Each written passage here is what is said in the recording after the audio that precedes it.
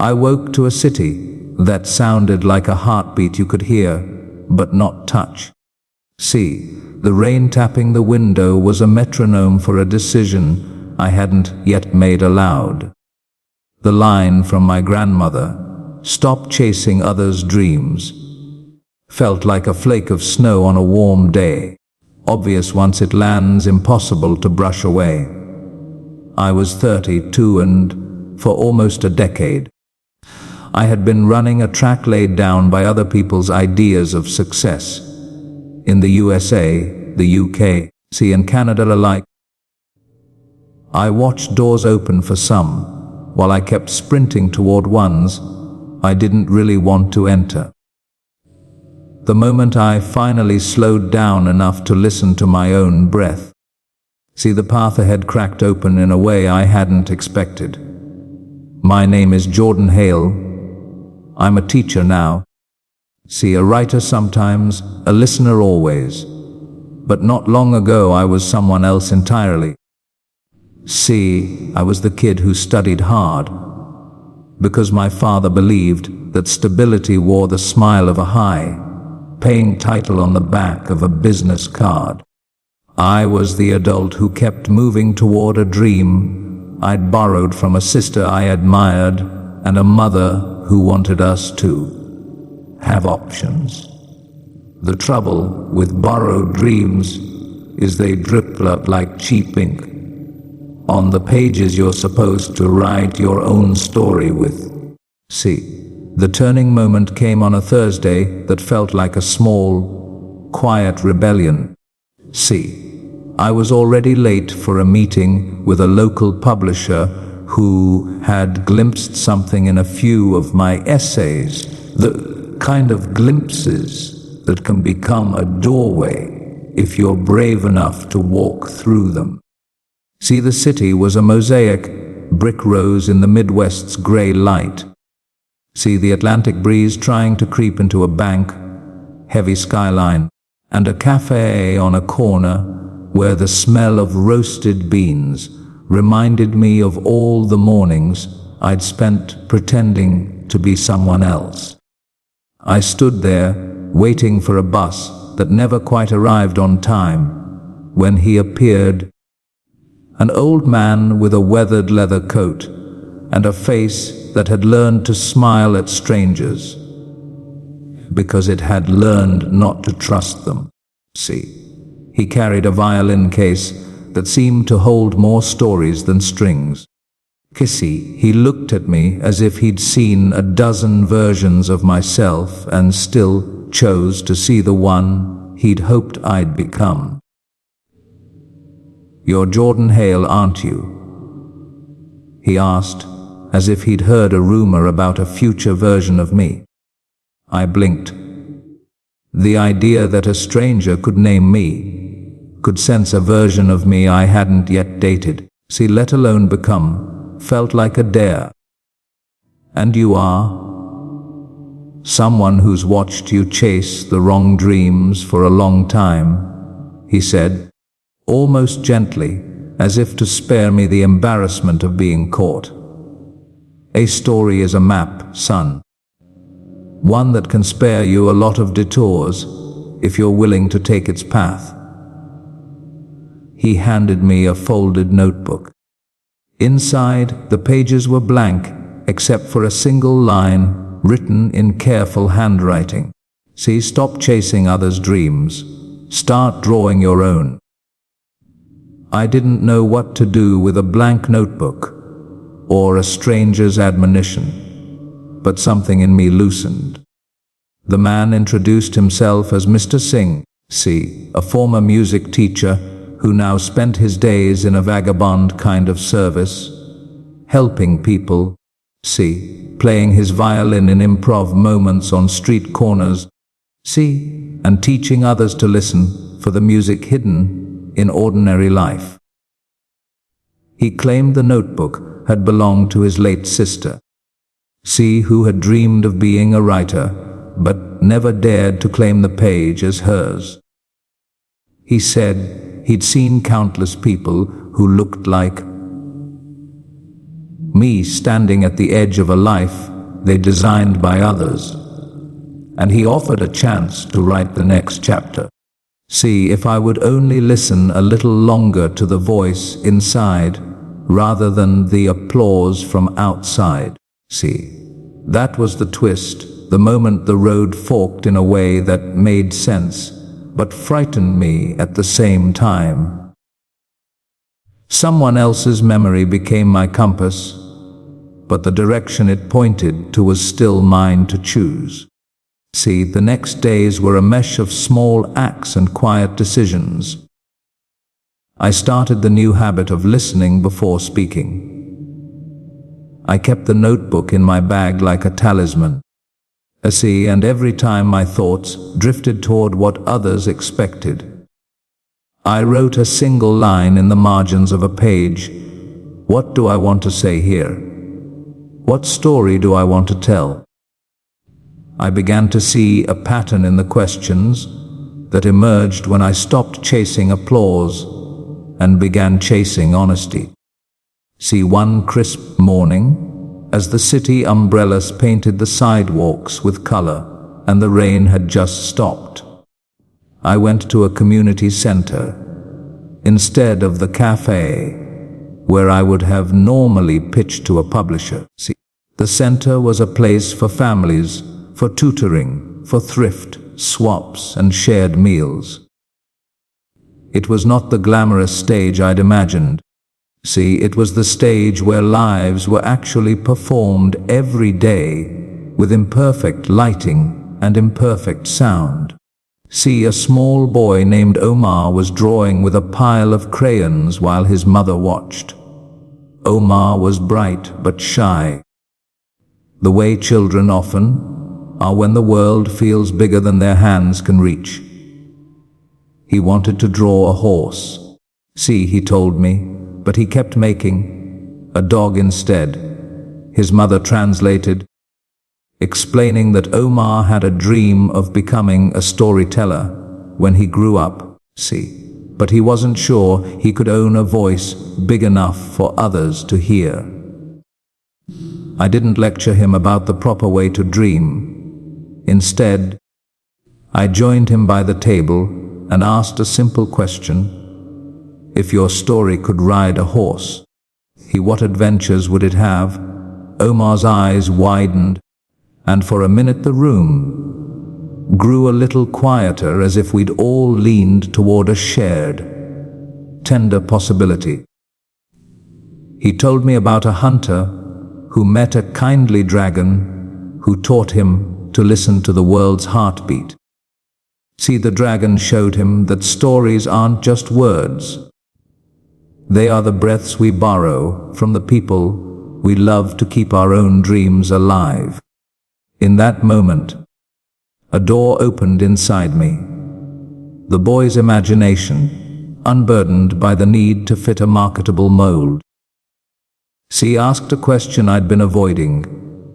What if my own dream wasn't a product to sell to a publisher, but a story to share with people who needed to hear it? The journaling, the scribbles in the margins, see, the notebook Singh had given me were not just therapy, they could become a bridge to others. That afternoon, I did something I never did before, something I'd once believed was a sign of weakness or self-indulgence. I wrote a short piece, a personal reflection about the moment I stopped chasing the wrong dream to see, and I read it aloud to a handful of people at the community center who had gathered for a weekly open mic. My voice shook, but the room didn't laugh. It listened. And then something real happened. A middle-aged man came up afterward and asked if I would consider helping him publish a small collection of stories he had never shown anyone. He had spent decades writing in notebooks that no one would ever see, for fear they were too ordinary to matter in a world that measured success in dollars and prestige. That night, as I walked home, I passed under a street lamp that hummed like a tired violin string. The old man's words echoed in my chest. A story is a map, if you are brave enough to follow it. The bravery did not feel flashy. It felt ordinary and deeply human. I started to see a chain. See one person listening, another person inspired to tell their own truth. See a small act of kindness multiplying into something larger. See. The twist continued when a publisher called me from a distant city with a new project that aligned with the kind of honesty I'd begun to nurture. See, they wanted to curate a collection of true stories about people rediscovering their own paths by giving themselves permission to choose differently. It wasn't glamour, it was courage in plain sight. The project required a narrator who could connect with audiences in the USA, the UK, Canada, and beyond. See, people who understood that a dream is not a one-size-fits-all garment, but a wardrobe of possibilities. It felt like I'd been offered a doorway I'd been pretending didn't exist. But there's a moment in every story when the path reveals its most poignant truth. The moment when kindness returns as something tangible, something that changes a life for good. My most meaningful act of kindness happened not to me, but through me, to someone else, yet it was born from the same act of listening I had learned to practice. One late autumn afternoon, Omar returned to the center with his mother, carrying a large sketchbook and a new set of crayons. He asked if we could turn his dragon story into a community mural on the side of the building where the center met the street. He explained that his dream wasn't simply to tell stories, but to give other kids a canvas where their own stories could be painted in color. His mother stood there with a smile that looked like relief and pride after a long day of worry.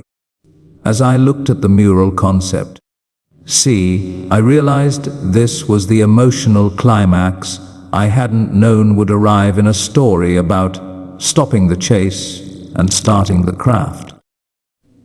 The project was more than art. It was a public declaration that everyone deserves a space to tell their truth.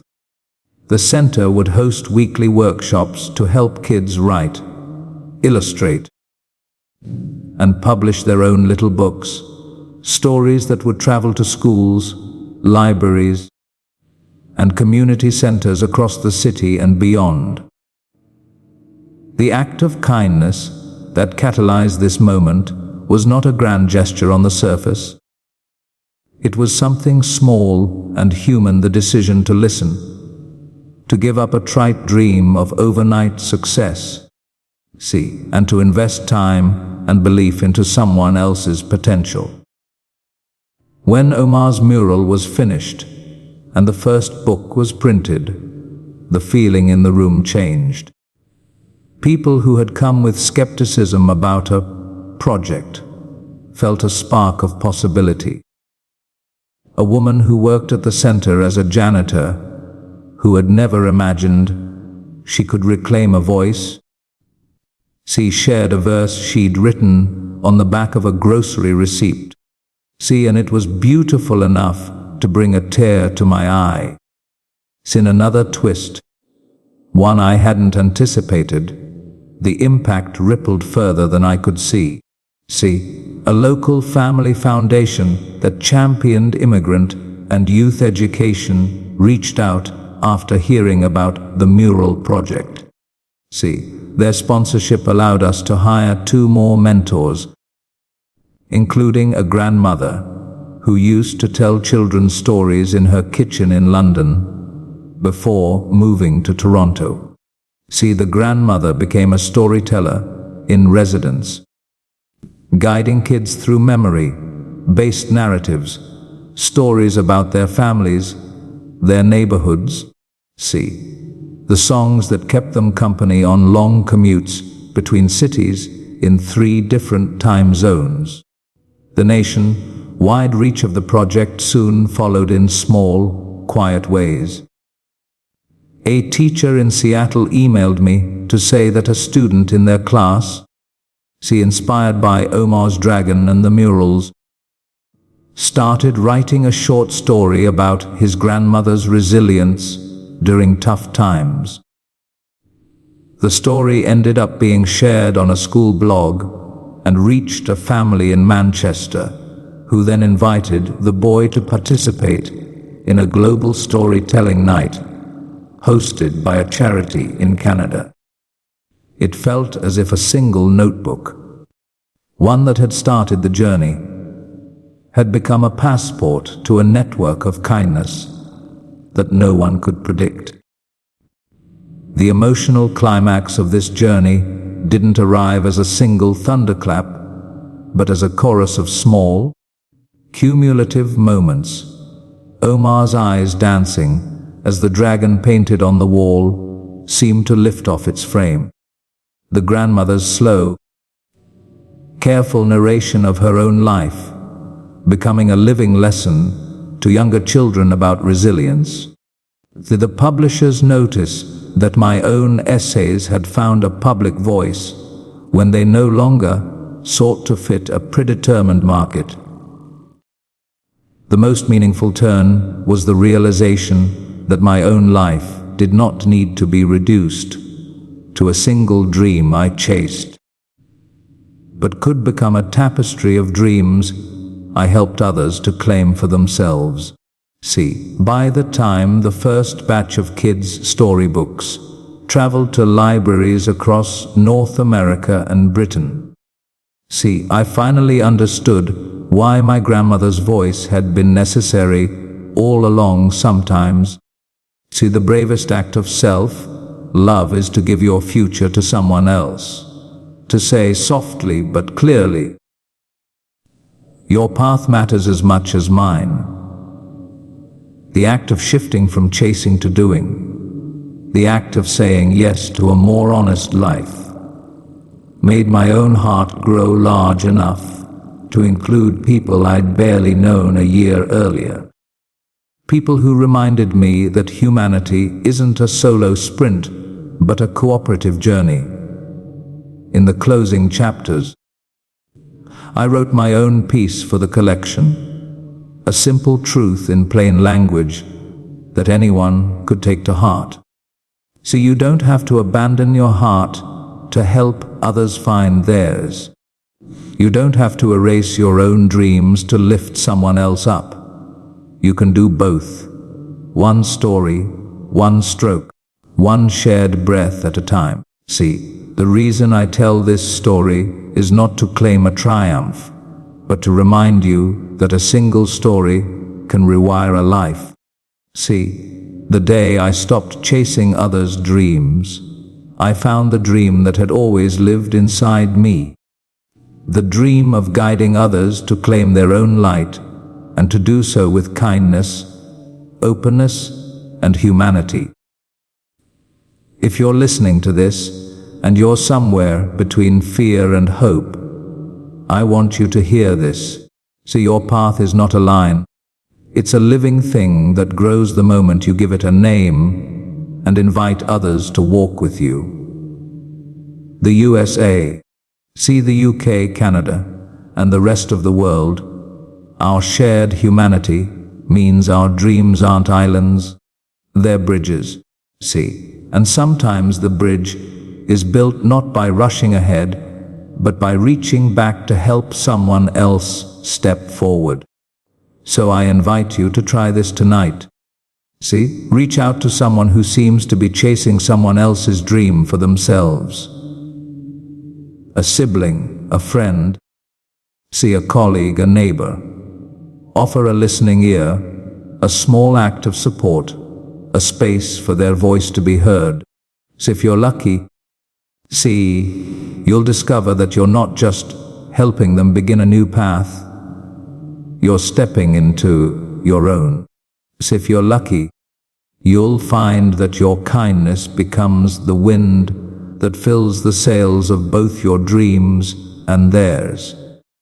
One story can change your path, yes, but more importantly, a single moment of kindness can change the world, one person at a time, one city at a time, see one family at a time, until the chorus of humanity becomes a brighter, kinder, braver place to live.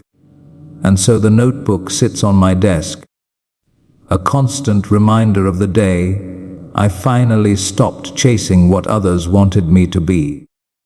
See, it's not the end of the road, just the turning of a page. If you're listening, turn yours too. Write a line that says, "This is my story, and I'll tell it in a way that heals, in a way that connects.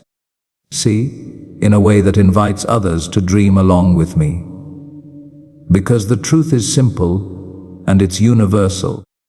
A single act of kindness can guide the way home, and home, in the end, is not a place you arrive at. It's the path you choose to walk, hand in hand with those who need you most. So if you'd like, I can tailor this into a slightly longer version with more vivid scenes or shorter, depending on whether you want to narrate at a slower, more reflective pace or a tighter, more dynamic tempo for a 10-12 minute spoken rendition.